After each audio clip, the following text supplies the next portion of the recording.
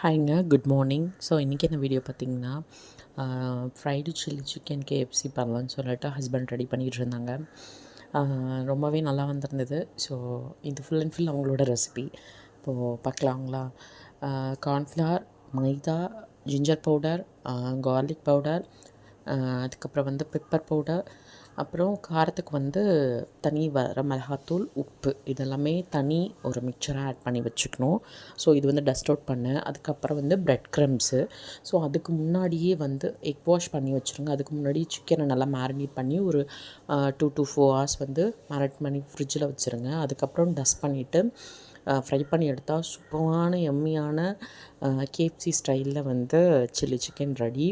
And ரொம்பவே நல்லா இருந்துச்சு. ஃபஸ்ட் டைம் வந்து ரொம்ப செட்டில்டாக இருந்துச்சு. செகண்ட் பேட்ச் போடும்போது கொஞ்சம் சில்லி பவுடர் ஆட் பண்ணதுனால கொஞ்சம் ஸ்பைஸியாக கொஞ்சம் நல்லா இருந்துச்சு. ஸோ இது ஃபஸ்ட் டைம் ட்ரை பண்ணுறாங்க. ரொம்பவே சூப்பராக வந்திருந்தது.